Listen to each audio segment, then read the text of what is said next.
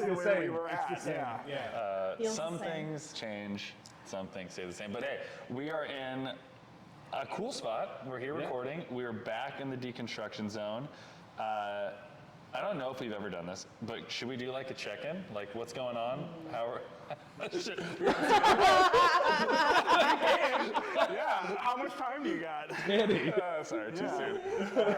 Give me another big We'll do a check-in.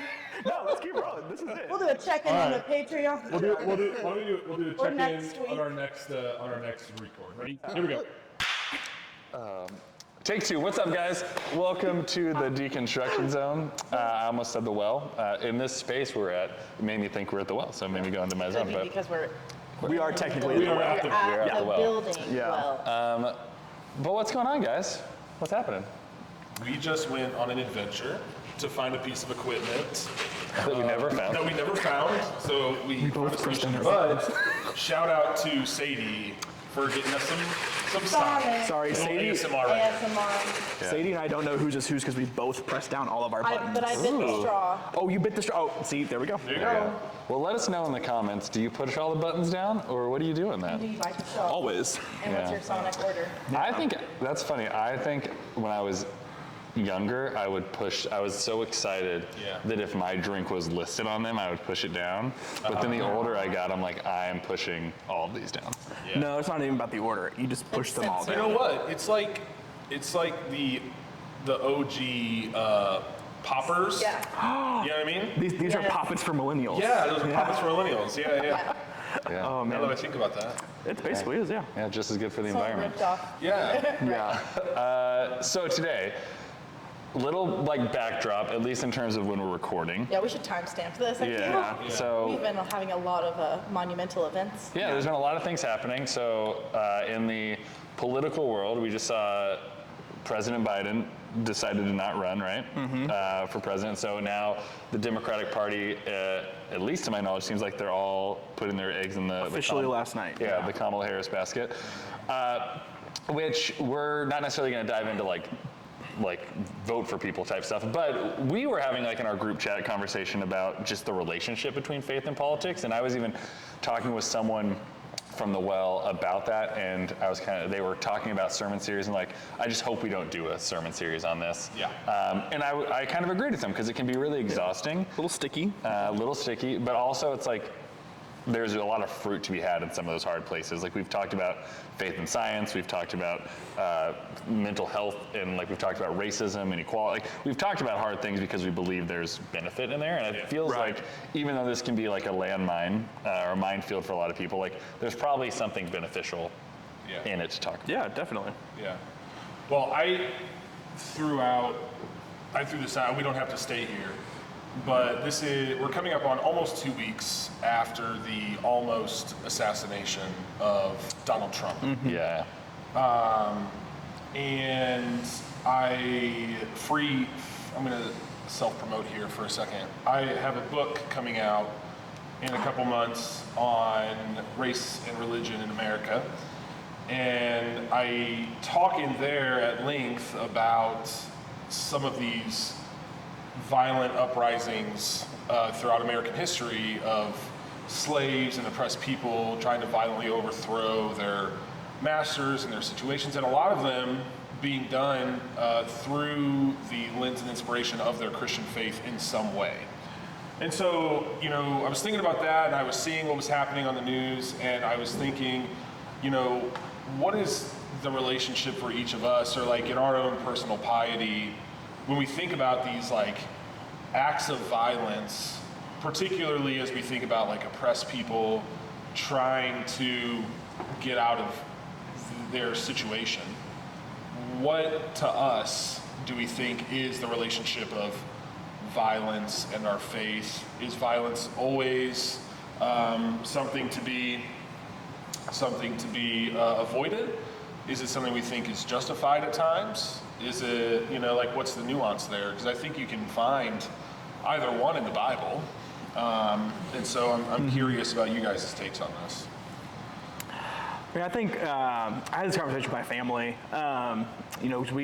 Through our faith journeys, we've covered a very wide spectrum of how the outside world would view churches on the political spectrum. Coming from very traditionalist conservative churches to some churches that get viewed as more progressive and open-minded about things. Now, neither of those churches support one particular candidate in any way, but in terms of like political violence, there should just be this open-minded agreement, no matter no matter how you feel about a candidate, no matter how you vote in November, or throughout the year, like no acts of political violence should ever be tolerated or accepted in our country. What happened to Donald Trump was terrible. I feel horrible for his family, and I know that causes a lot of anxiety and grief for the people that really do support him in his politics and will be voting for him in November. There is a lot of anger on that side for people that don't vote or have support for him. There's a lot of fear about what could still come from that and how that would affect his policies going forward.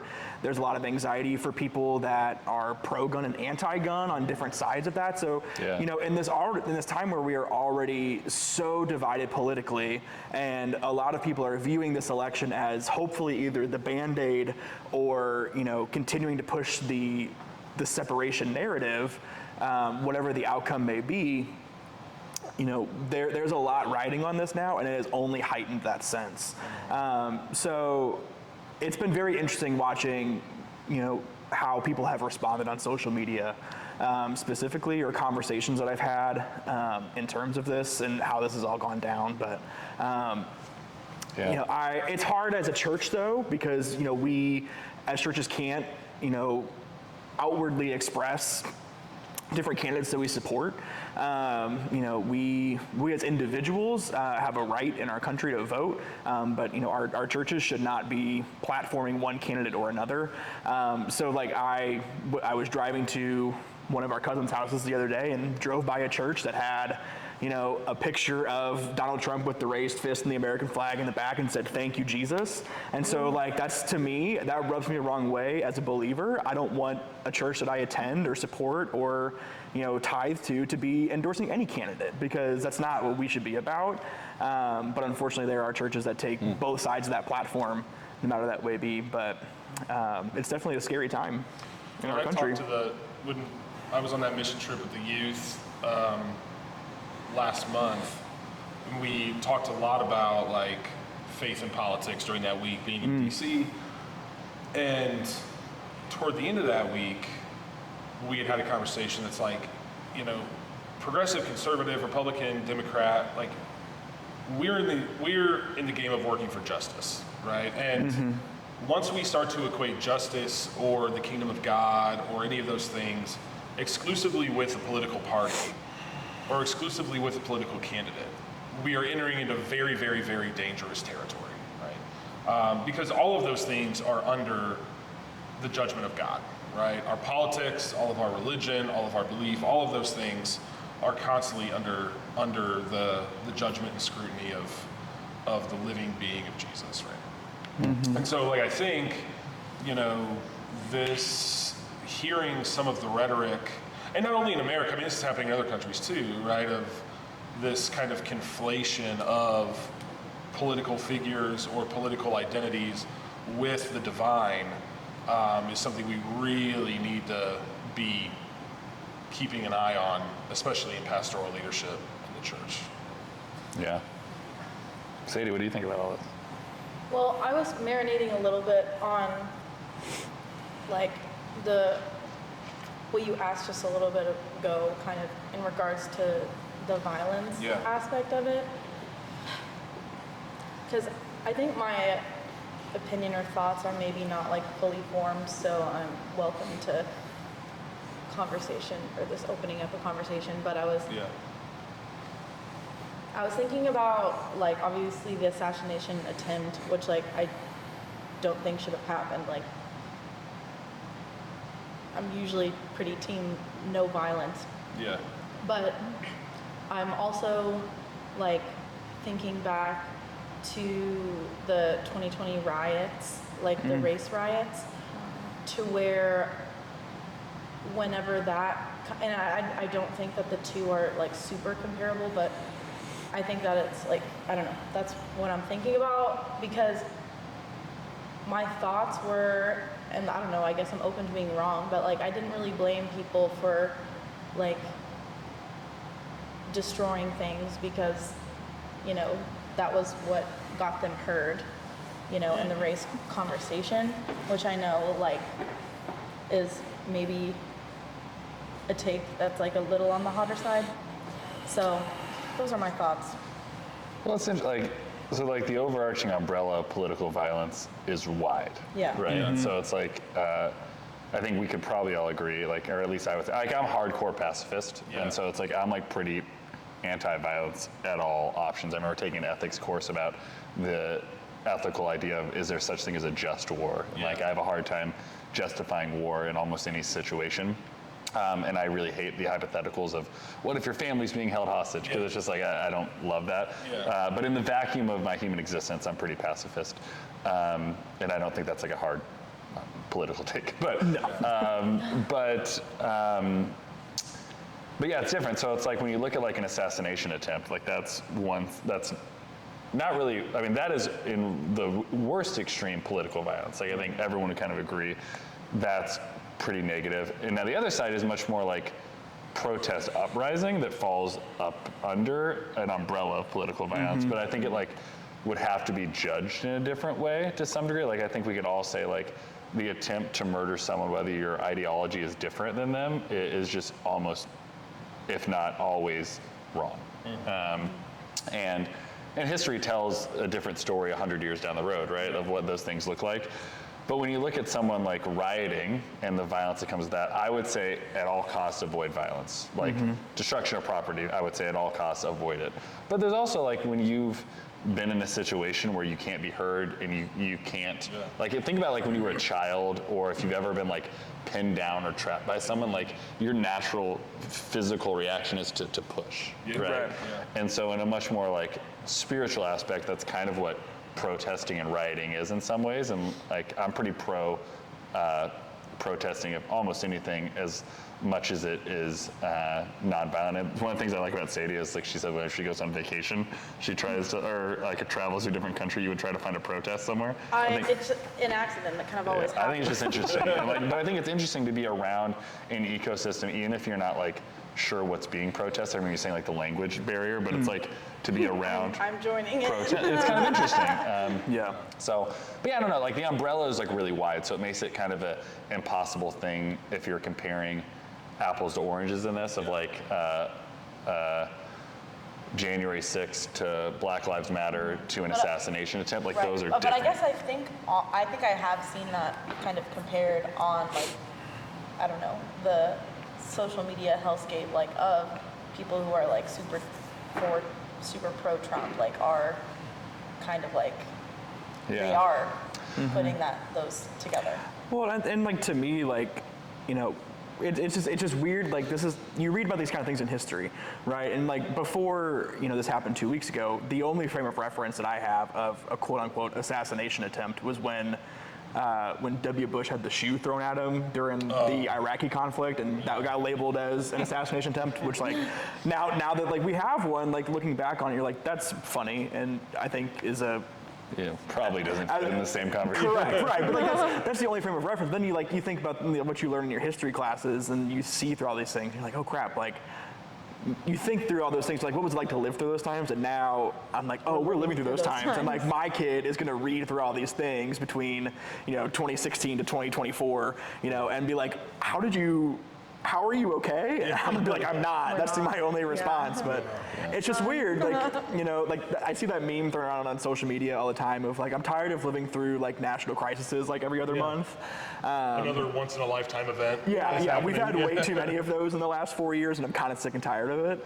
But yeah. I will say, like, following the attempted assassination, like one of the things that I was really like pleased with was very, very progressive pastors I know that I was very nervous that we're going to take very pro-violence approaches. And like this was, I don't know if you saw the Tenacious D getting canceled. Yes. So like, and if you don't know Tenacious D, it's Jack Black and Kyle Gass. And they wished him happy birthday. Jack Black wished Kyle Gass, and he said his birthday wish was that next time the shooter didn't miss, essentially, Yeah. right? And so, but what my fear was that people would kind of take that approach to be like, you know what, I don't agree with this guy. I wish they wouldn't have missed.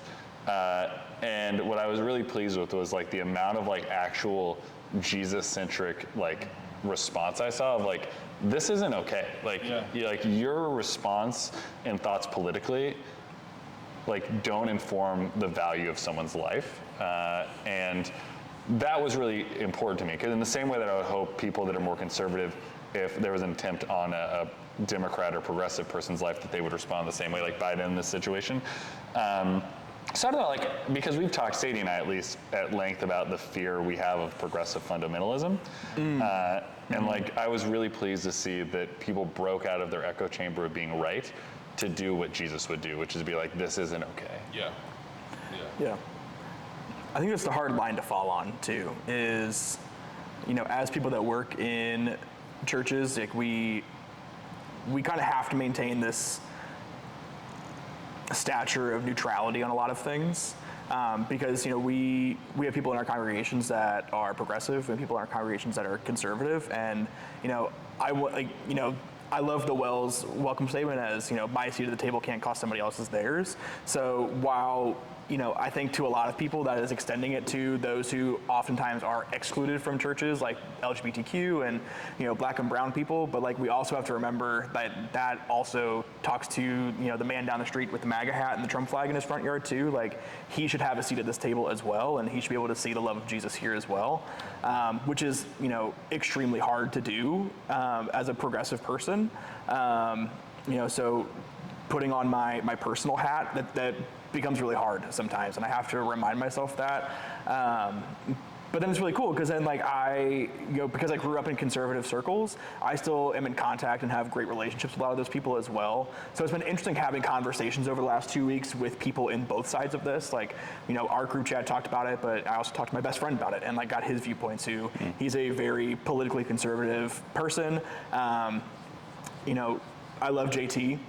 But every time that I talk about this friend, he's always like, I don't know how you can be friends with somebody like that, like who is very staunchly conservative, because he's like, I just can't do that. But I enjoy this because we've grown up together. Right. We're basically family, but, you know, at the same time too, he's respectful about these conversations, and we can have them openly, and we don't have to agree with each other, but we can move forward and have dialogue. But it was interesting hearing his responses too, of like, you know, how disgusted he was about these acts, but, you know, also being able to, you know, we were on the same side of things. Like, it was nice to be able to have conversations. Yeah, common ground, right? Yeah, like we can all agree. And I think that, like, not that he would think that I wanted Trump to have an assassination attempt against him, but like, I think that he was cautious about that too, because that's what most, like, the Republicans think that the Democrats want for Trump, is they want him to have this horrible thing happen to him, but that's just not true. I don't know, it's just, yeah. I'm so tired of living through major historical events. I just want to not be in a history book. Yeah. Yeah, and yeah. I don't know, I was thinking, and I'd be interested to hear your guys' takes on this, just in terms of like, what the challenge of your faith or the challenge of Jesus, however you want to put it, offers you within the political space. Because I think the challenge of the world, and specifically the challenge of politics, is to be right. That's kind of what that challenge, like what you're being challenged to, is like, be on the right side, especially in kind of a divisive two-party system and the way that things are. Like, we've made a non-binary world the most binary possible thing by saying you're this or that, you're with me or you're against me, you're red or you're blue. And so I'd be interested, because I would suspect we have a wide swath of opinion on this, maybe, and maybe some overlap. But what do you guys think the challenge of Jesus is when it comes to engaging in the political space in general? So a little bit of a divergence from the initial question, but I think within kind of the same world. Yeah, do you guys have any thoughts on that? When Kyle was talking, I was thinking a little bit about one of my favorite kind of like ways to interpret the story of the Good Samaritan is like, well, for those of you who don't know the story, there's somebody gets like beat up real bad and they need help, and then Extreme Reader's Digest version of the Bible. I love Cliff But there are Notes. a bunch of people walk by and they like don't help. Which type of person is like So, hurting? Or is in theory, the person on the side of the road culturally would have probably been perceived as a Jewish guy. Okay. His like a Levite and a priest, so like his Jewish religious counterparts pass him by, but his enemy, All the of this is Samaritan, really helps him. important. It's important. Yeah. So his perceived enemy, the Samaritan, helps him, where like his pastor and associate pastor are like deuces. Yes. But, and because this is a parable, whenever like the story is being told, the question at the end of the parable is like, who was a neighbor, like who acted as a neighbor to the guy on the side of the road? And the person responded, the one who helped him. And that they couldn't even say the Samaritan. That it's like, and that would have been culturally understood. So whenever I think about like how to maybe read that story creatively for my mind, like I need to actually really look inward and think like, what would be like the thing that I couldn't even say? Like that's the thing that I need to like look inwardly about. And I do know a little bit of like what that would be, and like I don't know if I'm supposed to say this, but like I was like hearing some of the things that like Trump was saying about like immigrants and like I don't know, just calling them like insane people that escaped from an asylum. And like I don't know if like you guys know this, but like I teach English to an immigrant family like twice a week, and so like those kind of comments like hit a little bit differently. And like that, like I don't know, to think of something like that really infuriates me, and like like I'm very, very angry about like that being said.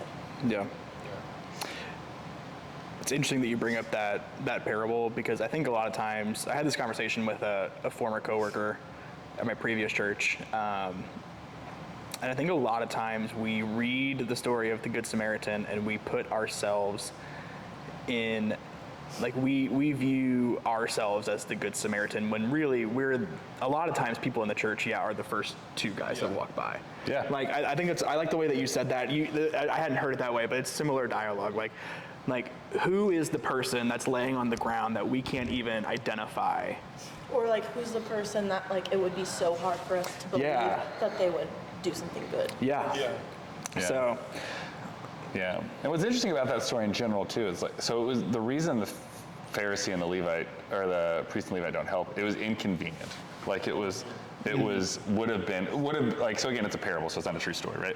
But it's like it would have been inconvenient for them. There was like ceremonial washing and things and cleansing that they would have had to do, and so like even doing the right thing for the right people and your team was then put in place with convenience. And I think like that comes, like convenience comes into play with it, like caring for people comes into play with it, like your enemy comes into play with it. And I think about that just the same as you, just like, if I see someone there, like who is the person I'm least likely to be like stirred to help? And what I hate is when pastors preach that story and the Samaritan loved it. He probably hated every moment of it, right? But he did what his service to humanity was, which is to help his brother in need. Like, there's nowhere in that text does it say that the Samaritan was like, and I like Jewish people now. Doesn't say that anywhere. It says that he helps him, he puts himself out, he extends financially and in so many other ways. And then he goes on his way. Says he'll come back and check on him, but doesn't say they get beers a week later. Right? And I think that's like something to understand too, is like being someone that embraces the challenge of Jesus, as I put it later, like doesn't ever really say that you have to be best friends with anyone. Jesus talks about loving your enemy, right? So there's going to be people that are hard to love, and that's what that story is about, loving your enemy.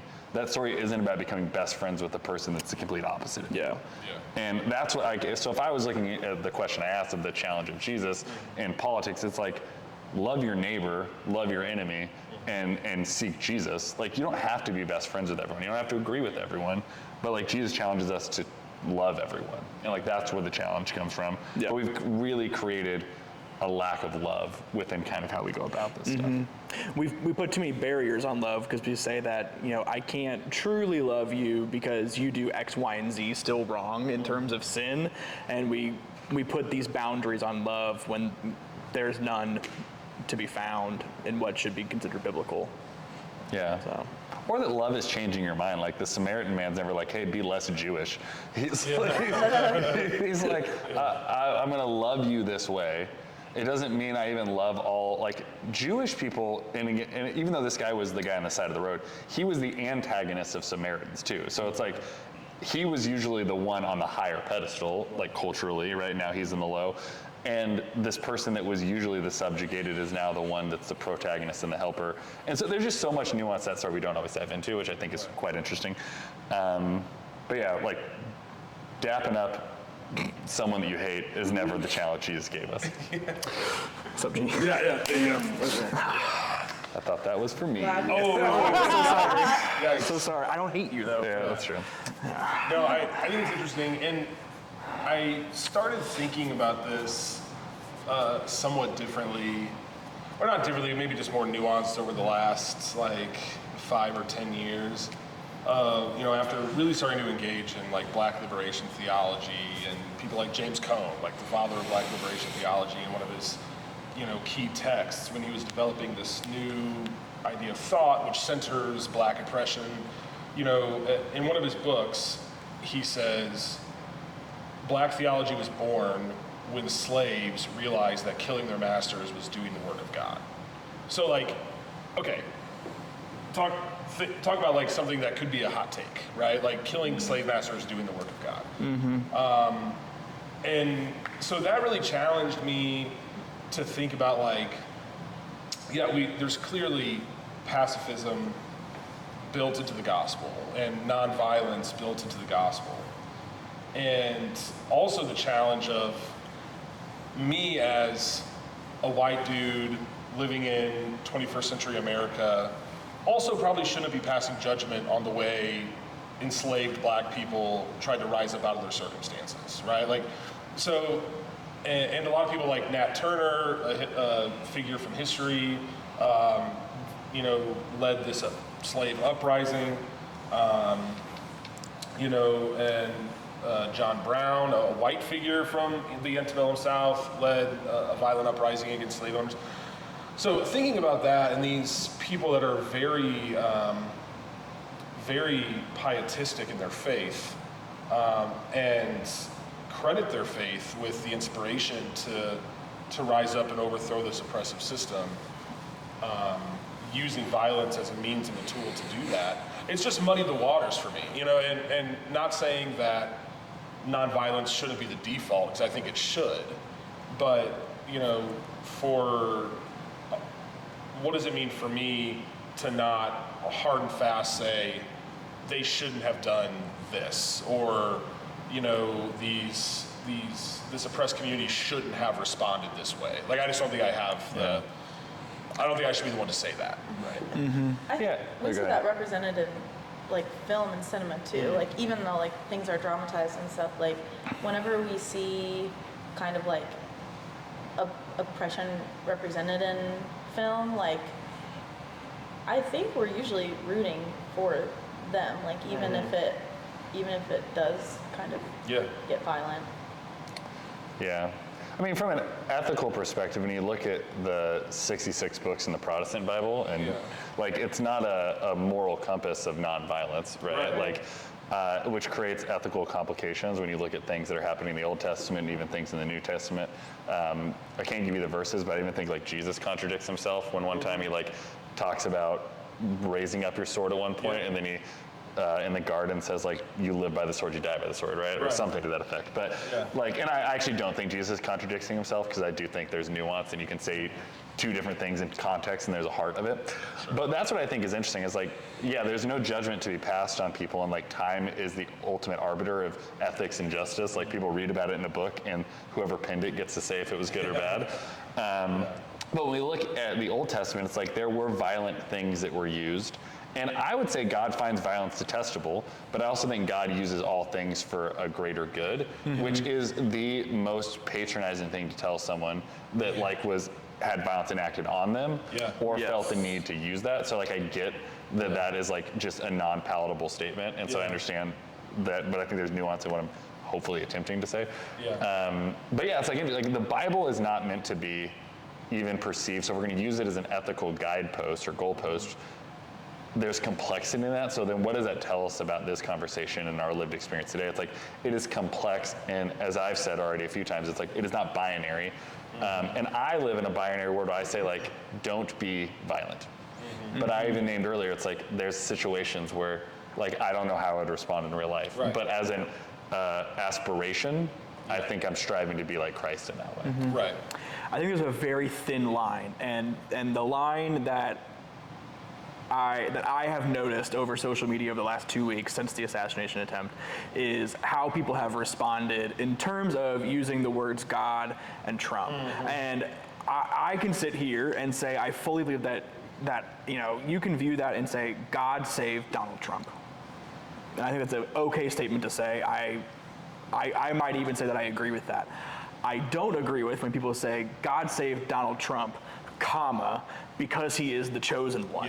That's where it gets very sticky and messy and gross, in my opinion. Well, and I don't even, I mean, there's nuance here. I don't know, what I don't like about it is the people that'll say God saved Trump would never say that about like the schoolroom full of kids that have been mowed down by automatic weapons. God saved Trump, but the father of 2 kids and the firefighter that did die that day, has not really gotten much of a mention until people kind of got called out about it, and now it's all over social media. A God that will save a political candidate but won't save a schoolroom full of kids is not a God I'm interested in following. Right. So and what that means for faith or for I don't know, but. Well, I mean, if I was going to weigh into this conversation, which I'm doing with very timid toes, but I would say that, like, when you try to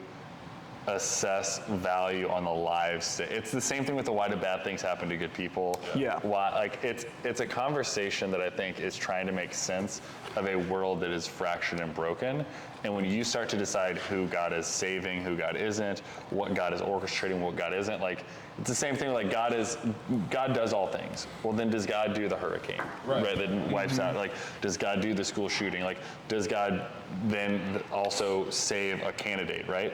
And so, like, it does get messy, and I think this is why I'm always interested, like, I can theology nerd on things, and it's when you get into things like free will and predestination, and you're like, I don't care about those things. I care about those things because it informs how we view about these other things. And like, that's what I find to be really interesting about it, because like what you believe about God's involvement in your day-to-day tells you what you think about God's involvement within mass tragedies and in other things like that. And oftentimes we take what we think our micro is and we put it in the macro, and I think that can become dangerous. Yeah, well, and I think taking Jesus as kind of our... Thanks, buddy. Taking Jesus as kind of our linchpin, I think one message we could probably all agree that we take away from Jesus in the Gospels is like, Jesus never really stops to inquire whether or not somebody is worthy of love and service, and he's healing people left and right, whether it's the poor widow or the soldier's son, or there's healing happening, there's feeding happening, there's people being restored to their place in society, all this stuff. And never once is Jesus like, do you think you deserve this, right? So I think taking that approach to our current political climate, whatever side of the political aisle you're on, extending love and grace and mercy so generously and liberally to the world that you don't stop to consider whether or not somebody should or shouldn't receive it is just a good starting position to take. Yeah. Ugh, what a bunch of woke nonsense. No, I'm just kidding. I have a question that, if it's too existential, let me know. Sure. But how do you guys, and maybe this is what we've been trying to answer or talk about, but like, do you think so what you believe about God and how much God controls, so like, I guess kind of free will and things happening for a reason, etc. How does that play into effect when like crazy shit's happening in the world? Next question. Wow, that's a heavy one. Because we've kind of like did a little bit of both, but like how do they like interact? Yeah. So we all have different appetites for this, and I would say like this is my reconciliation of this without saying that it is the ultimate truth, right? And your question is essentially like, what do I believe God's involvement in the day-to-day, micro and the macro is, right? Yeah, I guess kind of. So, I mean, like, so I do believe God is in all things, and like God knows what's going to happen, right? So I like firmly believe that, and it would also not blow my mind if God didn't, but I would have a hard time believing like an all-powerful God isn't also beyond my conception of time and space. But I think like I use the robot analogy, like it would be pretty boring. I use the Bruce Almighty analogy all the time, right? Like you can't, Classic. Like you can't force someone to love you and call it love, and you can't force someone to act and call it good or bad. It would be value neutral, right? So I have to believe that God knows what's happening, but God has some sort of divine mechanism to allow us to operate within that.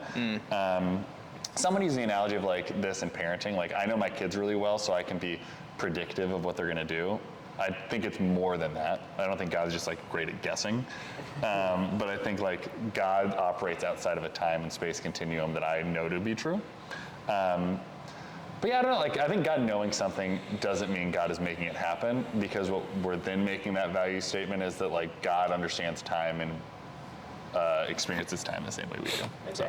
Basically what you just said, I just watched the second Matrix yesterday. Oh, Slay.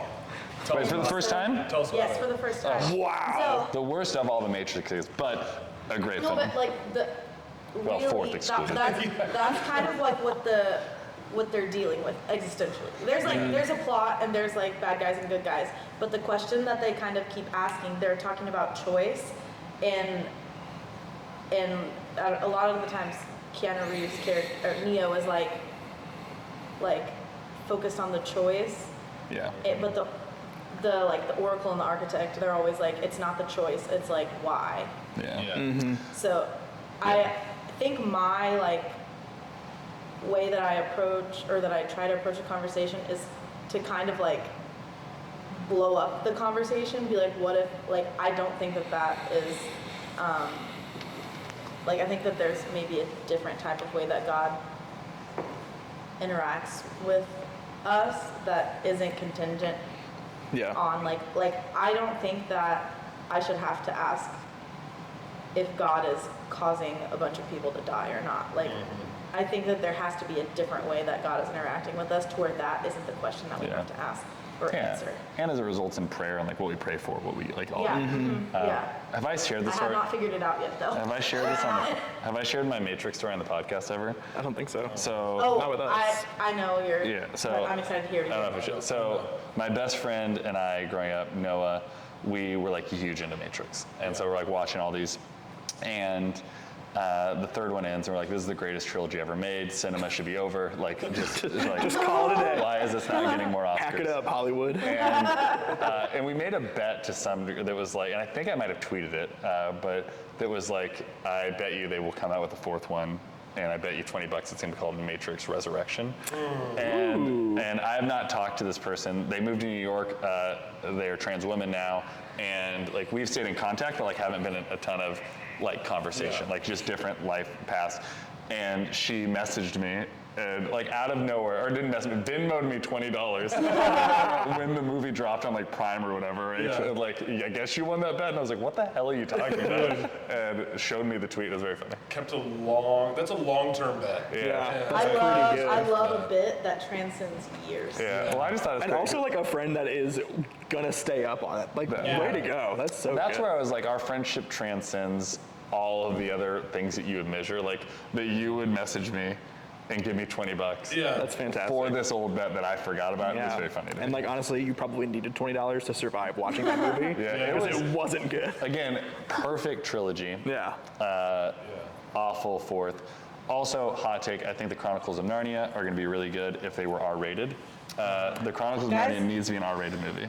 That's a possibility. Yeah, Well, Greta Gerwig is doing not. right. It's for Disney though, so it probably won't be. Yeah. But the thing that I am very excited about is that Greta Gerwig grew up Catholic, so I think that there's going to be like some really good like religious undertones to it. Yeah. It's such a great. So the one that they made, however long ago, like I was like, this is pretty good, and then someone got stabbed, and like truly got stabbed, and there was no blood on the sword, and I was like, this movie sucks. Yeah.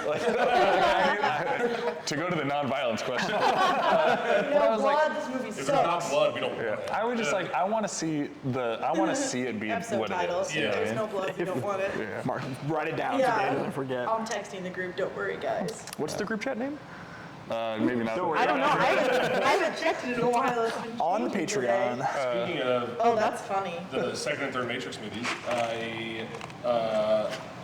the Dr. Cornel West makes an appearance in those, whom I met when I was a student at Harvard. Princeton on the Better Guy. The third best Ivy I League. tell the story in my book coming out this fall. It's all the front for the brand. This is it. Yeah. Jake How is- was it attending This Brown? podcast is a front for JT's author. Does Brown have It's a yeah, this is all it's for. This is gonna launch the book. Let's land this plane. I think so. Who wants to take it? Who wants to take us down? Who wants to take this? Take us down Who wants us violently to or crash and burn non-violently? or take it down for a smooth landing? Why do you take us down for a smooth landing? That's fair. Be sure to subscribe to all of our socials. We're ready to go.